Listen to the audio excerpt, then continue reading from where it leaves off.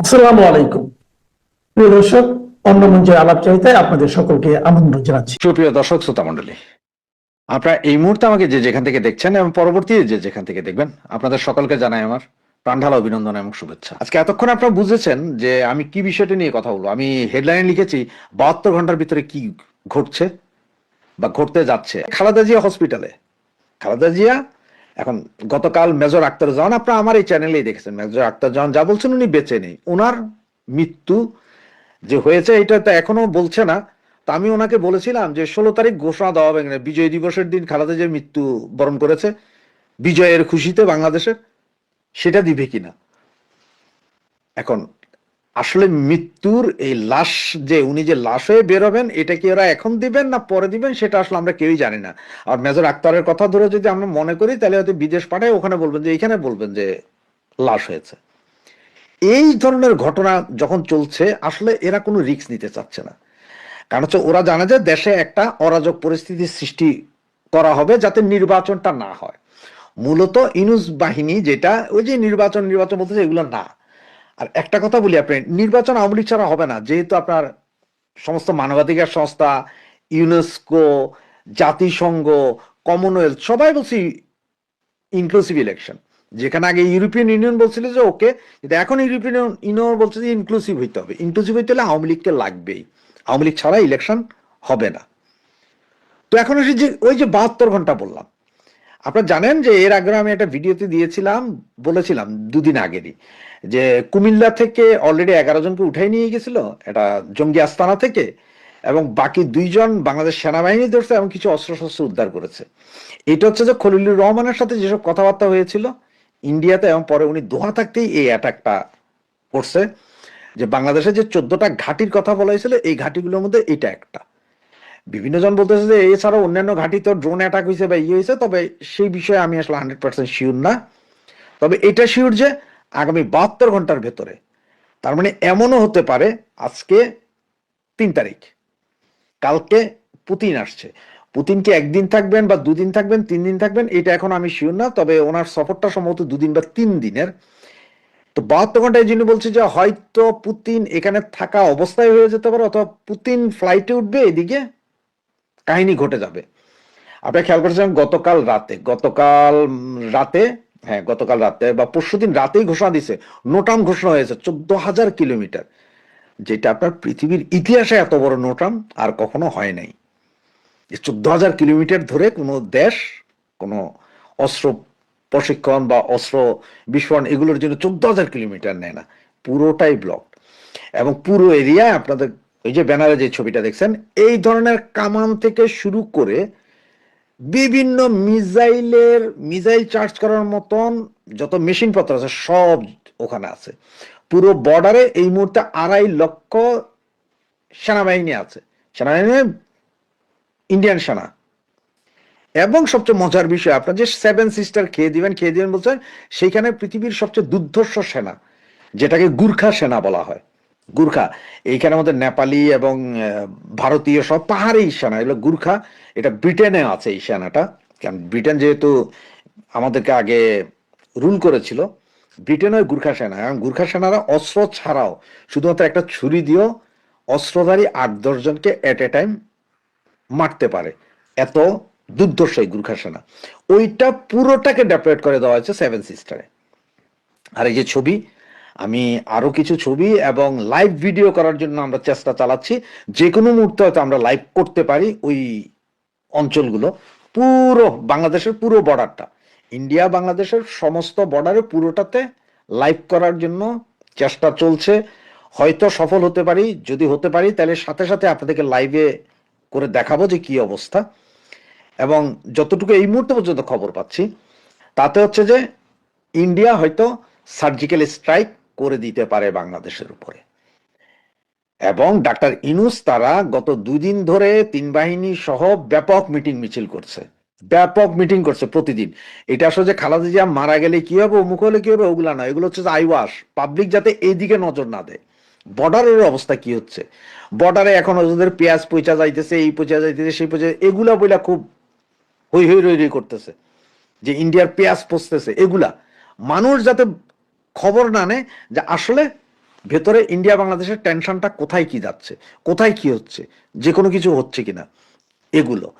এবং রংপুর থেকে, আমি গত ভিডিওতে বলেছি, রংপুর থেকে প্রায় 12,000 সেনা আমাদের বর্ডারের উপরে নিয়ে আসা হয়েছে, আরো যা সেনা আছে তাও নিয়ে আসা হচ্ছে। এবং গতকাল রাত থেকে আপনার ছবিতে যে যে ট্যাঙ্ক কামান যেতে দেখছেন, ট্রাকে, বাসে, গাড়িতে করে, এগুলো সব কালকে এখনো চলছে। এই মুহূর্ত আপনারা যখন এই ভিডিওটা দেখবেন, এই মুহূর্ত পর্যন্ত এগুলো চলছে। সুতরাং এই 72 ঘন্টা আমাদের জন্য খুবই ক্রুশিয়াল মোমেন্ট।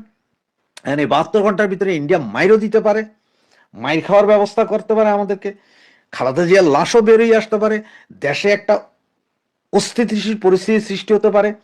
এবং ঢাকা শহরের ভেতরে, আজকের যা খবর, ঢাকা শহরের ভেতরে 6টা আস্তানা অলরেডি চিহ্নিত করা হয়েছে।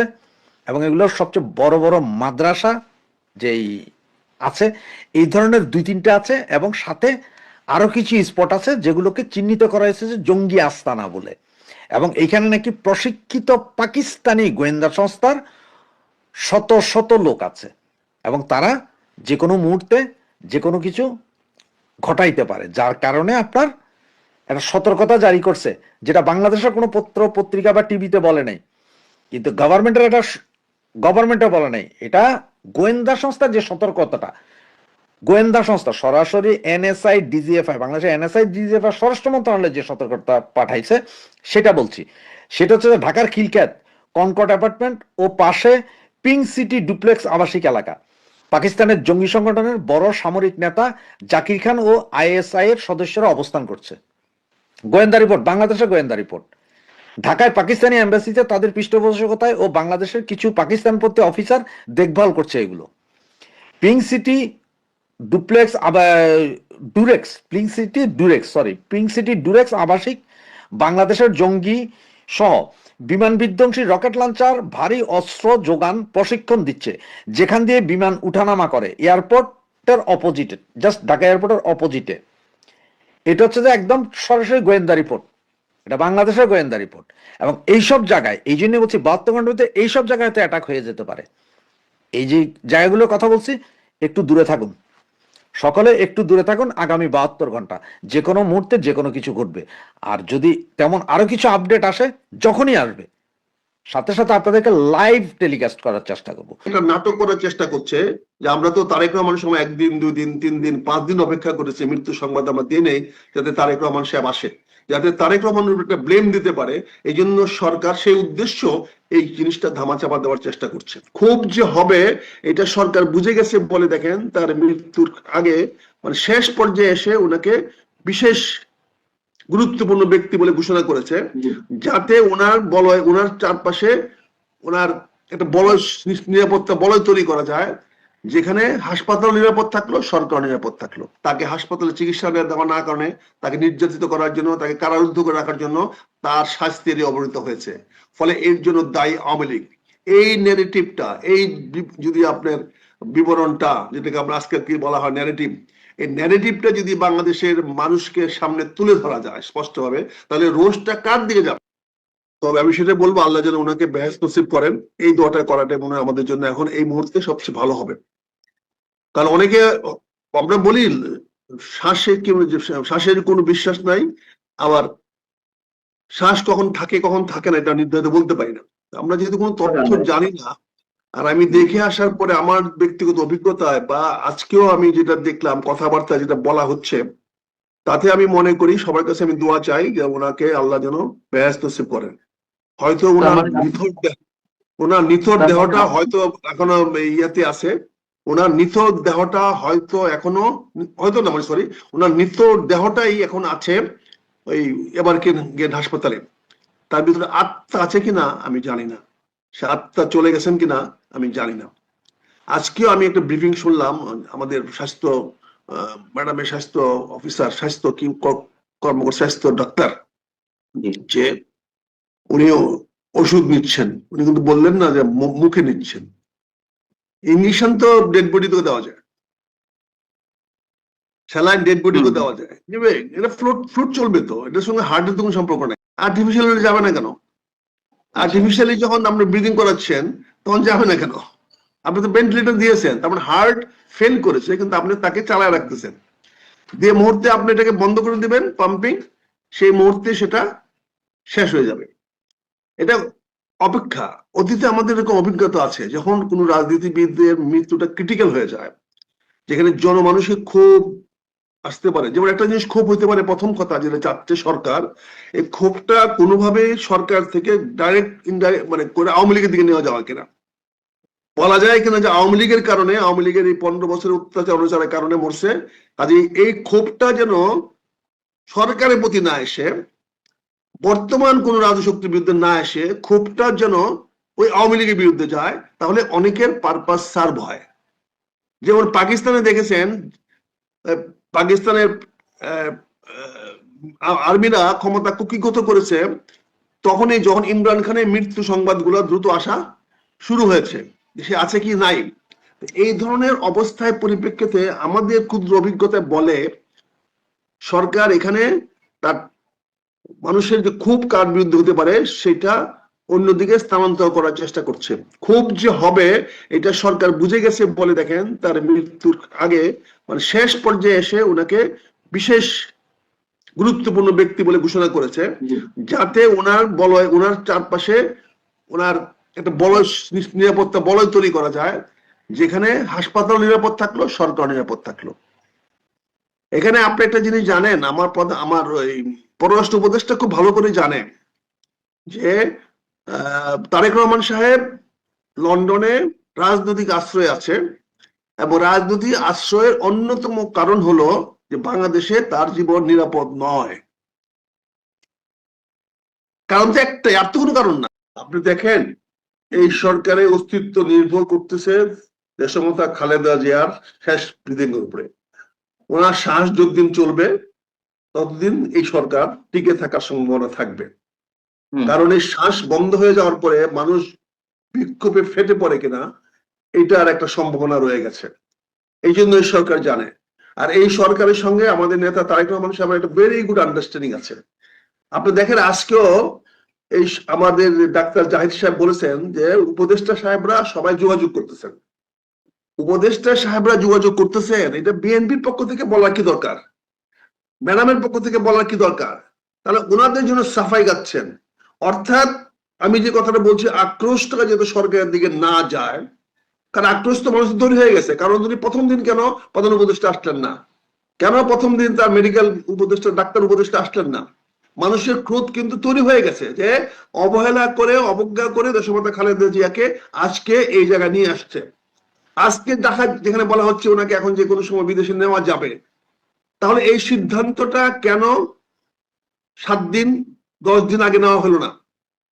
23 তারিখ, আজকে 3 তারিখ, প্রায় 11 দিন কেন নেওয়া হলো না? আর এখন যদি নিতে পারে তাহলে অপেক্ষা কার কারণের জন্য? ওনাকে যান বাঁচানোর জন্য, না এখন তারেক রহমান সাহেবের সিদ্ধান্ত অনুযায়ী?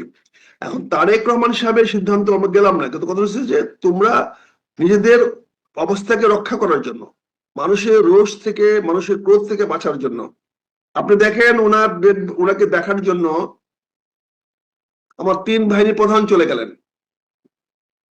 তাদের কি মেসেজটা আমরা পেলাম? জনগণ কি মেসেজ পেল? Situation under control. 3 বাহিনী প্রধান পর্যন্ত এখন পর্যন্ত দেশমাতা খালেদা জিয়া আনুগত্য দেখাচ্ছে, তার মানে ওনার সঙ্গে ওনাদের কোনো এনিমিটি নাই। দেশমাতা খালেদা জিয়ার সঙ্গে সশস্ত্র বাহিনীর কোন রকম বৈরী সম্পর্ক নাই, এটাই তো প্রমাণ হলো।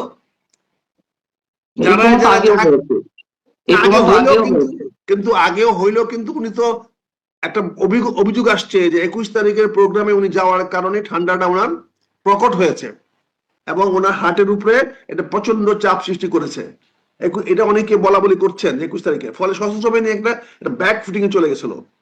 এখন যখনই ওনাকে বিশেষ বিবিআইবি ঘোষণা করা হয়েছে, বিবিআইবি ঘোষণা করার সঙ্গে সঙ্গে সশস্ত্র বাহিনী দায়িত্বশীলভাবে তাদের যাওয়া দরকার হয়ে গেছে, কারণ তখন এটা অফিসিয়াল হয়ে গেছে।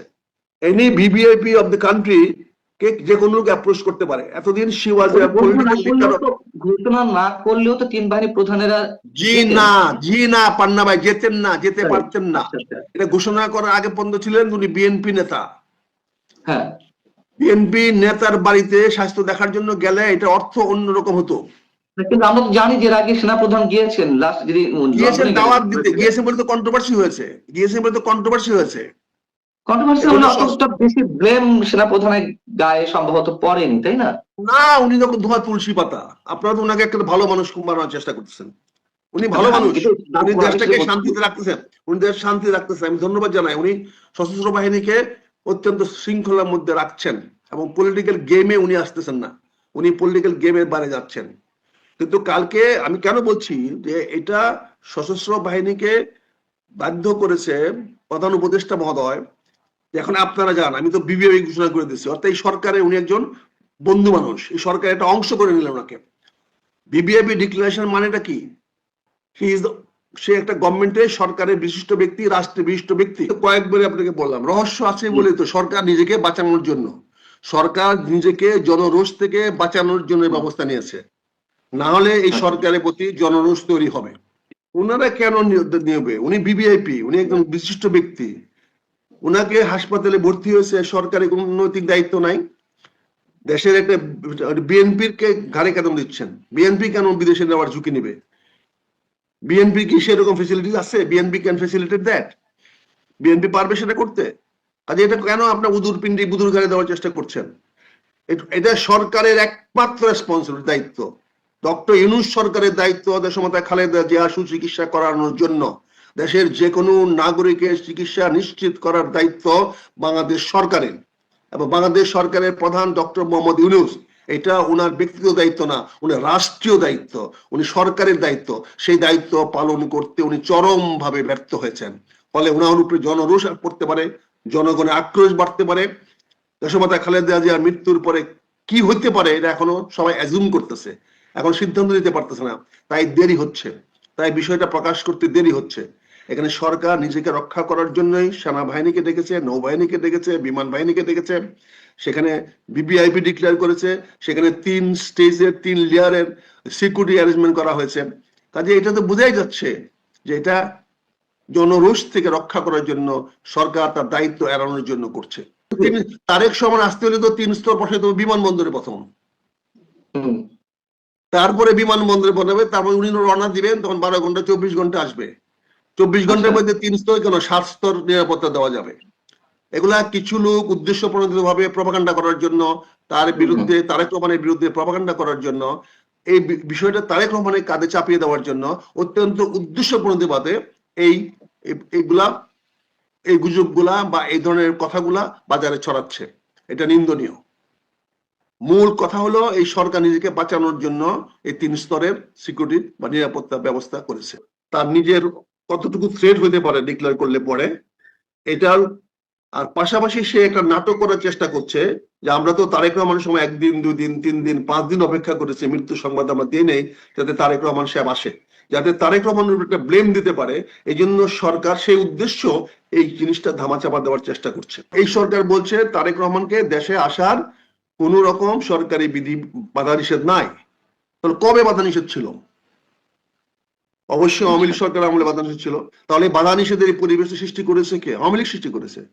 ফলে এর দায় দায়িত্ব আওয়ামী লীগকে নিতে হবে। আজকে দেশমাতা খালেদা জিয়াকে 15 বছর ধরে কে কষ্ট দিয়েছে, কে নির্যাতন করেছে, কে চিকিৎসা তাকে ডিনাই করেছে, এই কথাটা যদি সামনে নিয়ে আসা যায় তাহলে কি হবে? তারা বলতেছে এই ডিটোরেশন, তার স্বাস্থ্য ডিটোরেশন এই কয়দিন হয় নাই, এটা দীর্ঘমেয়াদী তার উপরে অত্যাচার অনাচার অবিচারের কারণে, তাকে হাসপাতালে চিকিৎসা দেওয়া না কারণে, তাকে নির্যাতিত করার জন্য, তাকে কারারুদ্ধ করে রাখার জন্য তার স্বাস্থ্যের অবনতি হয়েছে। ফলে এর জন্য দায়ী আওয়ামী লীগ।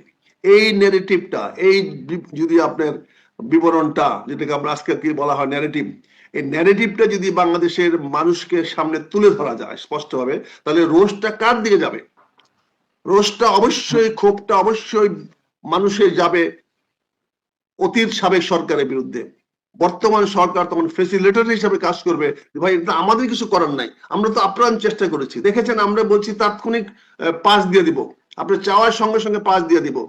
এই যে পরিবেশটা সৃষ্টি করলো, যে পরিবেশে তারা একটু পাস চাইতে পারতেছে না, এটার জন্য তো আওয়ামী লীগ দায়ী। ফলে রোষানলটা, মানুষের ক্ষোভটা, মানুষের বিতৃষ্ণাটা যদি আওয়ামী লীগের দিকে ডাইভার্ট করে দেওয়া যায়, তাহলে সরকারের পক্ষে এখানে অ্যাকশন নিতে সহজ হবে। এই জন্য সরকার এই গেমটা খেলতেছে বলে আমার বিশ্বাস।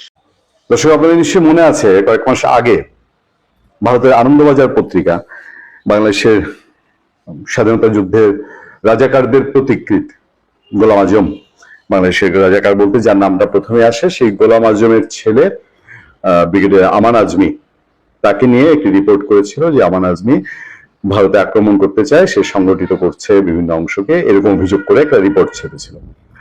আমরা আমাদের চ্যানেলে সেই রিপোর্টটা নিয়ে আলোচনা করিনি, কারণ আনন্দবাজার নিয়ে আসলেও কিছু কথাবার্তা আছে। আনন্দবাজার সবসময় যে অথেন্টিক্যালি, আরেকটা বিষয় হচ্ছে তার দেশের পাঠকের, তার পাঠক অন্ধ হোক আর সচেতন হোক, তার পাঠকের টেস্ট বুঝে তাকে রিপোর্ট করতে হয়, তার দেশের টেস্ট বুঝে, পলিসি বুঝে যখন যেটা প্রয়োজন সেটা রিপোর্ট। ফলে আমরা পিক করিনি। এটা নিয়ে একটা আলোচনা করেছিলেন সাংবাদিক মঞ্জুরুল আলম পান্না। তিনি এটা আলাপ করার পরে আমান আজমি মঞ্জুরুল আলম পান্নাকে হুমকি দিয়ে পোস্ট দেন, ফেসবুক পোস্ট দেন। আমরা সেইটার প্রতিবাদ করেছিলাম। আমরা বলেছিলাম যে এইভাবে অহেতুক, তো আমান আজমির এই বিষয়টা নিয়ে সাংবাদিক পান্না নিজে তো মন গড়া কোনো বক্তব্য দেয়নি, সে হচ্ছে আনন্দবাজারের রিপোর্ট ধরে আলোচনা করেছিল। কিন্তু আমরা কেন এটার প্রতিবাদ করলাম সেটার জন্য আমান আজমি রীতিমতো আমাদের তিনজনকে, তখন তিন সাংবাদিক সহ তিনজনকে তিনি ভারতের দালাল বানিয়ে দিলেন। ভারতের দালাল হলেও হালকা হয়ে যায়, তিনি রয়ের এজেন্ট, ভারতের গোয়েন্দা সংস্থা রয়ের এজেন্ট বানিয়ে দিলেন। আচ্ছা, খুবই আশ্চর্যজনক মজার বিষয়। আমি এটা নিয়ে কিছু আলোচনা করেছিলাম আপনাদের সামনে। তো সেই রেশ কাটতে না কাটতে আমার যে বহু কথাবার্তা, বিতর্কিত বহু কথাবার্তা এখন সোশ্যাল মিডিয়ায় আপনারা দেখেন। আমি সেনাবাহিনীর বিষয়ে কোনো কথা বলবো না, তবে আমান আজমির স্ট্যান্ড, সেই যে গোলাম আজমের যে স্ট্যান্ড ছিল অখণ্ড পাকিস্তান, তার সাথে অনেকটা মিলে যায় কিনা। এবার আসেন আরেকটি প্রসঙ্গে। বাংলাদেশের বিডিআর হত্যাকাণ্ড নিয়ে নতুন করে তদন্ত রিপোর্ট দিয়েছে সরকার, তদন্ত রিপোর্ট। এটা নিশ্চয়ই আইন আদালত হয়ে বিভিন্ন জায়গায় এটা নিয়ে আলোচনা হবে। সেই রিপোর্টে তারা এমনও দাবি করছে যে 24 ভারতীয় ছিলেন সরাসরি হত্যাকাণ্ডে। পিলখানা ট্রেজেডি নিয়ে কমিশনের প্রতিবেদন। আচ্ছা, শেখ হাসিনা 50 জনকে দায়ী কমিশনের, তাদের তালিকায় সাবেক গোয়েন্দা, পুলিশের আইজি, বিডিআর কর্মকর্তা সহ 3 সাংবাদিক, নতুন করে তদন্ত। এবং সেই জায়গায় আরো বিস্তারিত ভাবে বলা হচ্ছে যে এই যে 24 জন কর্মকর্তা ওই ঘটনায় সরাসরি ভূমিকা রাখেন, তৎকালীন আওয়ামী লীগ সরকারের প্রত্যক্ষ মধ্যে ভারতের গোয়েন্দা সংস্থার 24 কর্মকর্তা ওই ঘটনায় সরাসরি ভূমিকা রাখেন। অভিযুক্তদের বিরুদ্ধে নতুন করে তদন্ত আইনগত ব্যবস্থা নেওয়ার সুপারিশ করেছে কমিশন। তদন্ত কমিশনের প্রতিবেদনে এসব তথ্য রয়েছে বলে জানিয়েছেন কমিশনের নাম প্রকাশ অনিচ্ছুক একজন সদস্য। কমিশনের সূত্র বলছে ওই 49 ব্যক্তি বিভিন্নভাবে ঘটনা ঘটানো, সহায়তা, উস্কানি বা দায়িত্বে অবহেলায় জড়িত ছিলেন। আমি আপনাদেরকে শুধু এইটুক বলি যে এই যে অভিযোগ, তদন্ত কমিশন যে অভিযোগটা করেছে, এইটা নিয়ে আমাদের সরকারের পরবর্তী স্টেপ কি? আমাদের সরকার কি ভারতের কাছে এর জবাব, এই যে কর্মকর্তা যারা জড়িত ছিল, বলা হচ্ছে হত্যাকাণ্ডে সরাসরি জড়িত, তাদেরকে ফেরত চাওয়া, এরকম কোন উদ্যোগ নিবে? যদি নেয়, ভারতের দিক থেকে প্রতিক্রিয়া কি হবে? ভারতকে খুব ভালোভাবে এটা প্রতিক্রিয়া দেওয়ার কথা। আমি সরকার শুরু থেকে বলছি যে সরকার ভারতকে পুক করা, বিরক্ত করা, অহেতুক বিরক্ত করার মতো বহু ঘটনা ঘটাচ্ছে। এই যে আপনি আমান আজমির যদি ফেসবুক পোস্ট দেখেন, চারদিকে এটা নিয়ে যারা ওয়াকিবহাল তাদের সবার মধ্যে আলোচনা হচ্ছে। মানে ধরেন, ভারত চায় পাকিস্তানের মধ্যে বেলুচিস্তান ভেঙে ফেলবে, আবার পাকিস্তান চায় ভারতের মণিপুর সহ বিভিন্ন জায়গা ভাঙতে, বাংলাদেশকে দিয়ে ভারতকে বিরক্ত করতে। এই খেলায় আমাদেরকে কি পার্টিসিপেট করাতে চায় কোনো অংশ? ভারত যতদিন টুকরো টুকরো না হবে ততদিন বাংলাদেশে পুরোপুরি শান্তি আসবে না বলে মন্তব্য করেছেন ব্রিগেডিয়ার জেনারেল অবসরপ্রাপ্ত আব্দুল্লাহিল আমান আজমি। তিনি রাজধানী ঢাকায় এক আলোচনা সভায় এই কথা বলেন। ভারত সবসময় বাংলাদেশের অভ্যন্তরে অশান্তি জিয়ে রাখে। আচ্ছা, পার্বত্য চট্টগ্রাম শান্তি চুক্তি 28 বছর পূর্তিকে সামনে রেখে জাতীয় প্রেস ক্লাবে এই আলোচনা সভা আয়োজন করে সার্বভৌমত্ব সুরক্ষা পরিষদ। আজমি বলেন, পার্বত্য চট্টগ্রামকেও অশান্ত করার পেছনে ছিল ভারত। বঙ্গবন্ধু সরকারের আমলে মানবেন্দ্র নারায়ণ লারমার নেতৃত্বে পার্বত্য চট্টগ্রাম সংহতি সমিতি গঠন করা হয়। এদেরই সশস্ত্র শাখা ছিল শান্তি বাহিনী।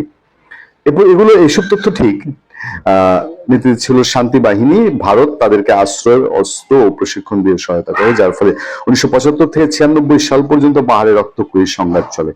ঘটনা ঠিক, ভারত দিয়েছে এই শান্তি বাহিনীকে শেল্টার, বাংলাদেশ আবার দিত উলফাদের শেল্টার। দুই পক্ষ সমান সমান ছিল।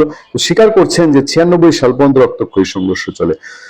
আওয়ামী লীগ গভর্নমেন্ট তখন এসে শান্তি চুক্তি করে। প্রায় 3 দশক আগে 97 সালে করা পার্বত্য চট্টগ্রাম শান্তি চুক্তির সমালোচনা করেন জামাত ইসলামী প্রয়াত নেতা গোলাম আজমের ছেলে, এই সাবেক সেনা কর্মকর্তা তিনি একে তথাকথিত আখ্যা দিয়ে বলেন, সেদিন খাগড়াছড়ি স্টেডিয়ামে শান্তি বাহিনীর অস্ত্র জমাদান ছিল লোক দেখানো, ভেতরে ভেতরে তাদের অস্ত্র কার্যক্রম চালু ছিল এবং ইপিডিএফ কে সংগঠিত করা হয়েছিল। একটা জিনিস কি আমান আজমি এত কিছু জানেন? আমরা তো পরে অনেক পরের জেনারেশন। শান্তি বাহিনী শান্তি চুক্তির আগে পর্যন্ত যেই রক্তপাত, যেই সংঘর্ষ আমাদের সেনাবাহিনীর সঙ্গে পার্বত্য অঞ্চলে হতো, সেটা যে ইতিহাস হয়ে গেছে, সেটা যে এখন আর নাই, এটাকে আমান আজমিরা চোখে দেখেন না?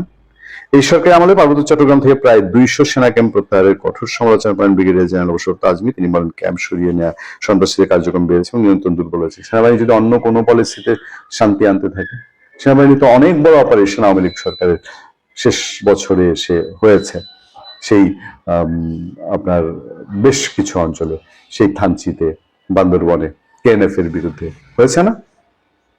সেনাবাহিনী তো কখনো ছাড় দেয় না এইসব পার্বত্য অঞ্চলে তাদের উপরে যে দায়িত্ব দেওয়া আছে। পার্বত্য চট্টগ্রামের স্থিতিশীল পরিস্থিতি নিয়ন্ত্রণে অবিলম্বে সেখানে 4 ব্রিগেড সেনা মোতায়েনের দাবি জানানো হয়। শক্তি প্রয়োগ করি, ওই 71 সালে যা হয়েছে বাংলাদেশের স্বাধীনতা দমন করতে গিয়ে তারা সব পাকিস্তানি আর্মি সব এই দেশে নিয়ে আসলো, আমান আজমি মাথায় শুধু দিচ্ছে। আমার ফোকাস হচ্ছে এই লোক যে এখনো ভারতের পিছিয়ে আছে, তাহলে কি আনন্দবাজার যে রিপোর্টটা করেছিল, এই আনন্দবাজারের রিপোর্ট, তার এইসব আচরণ, এইসব কথাবার্তা, এইসব অ্যাক্টিভিটিস, মিডিয়াতে যা বলছেন, সোশ্যাল মিডিয়ায় যা বলছেন, তারা আড়ালে কিছু অ্যাক্টিভিটিস করছে না কেন?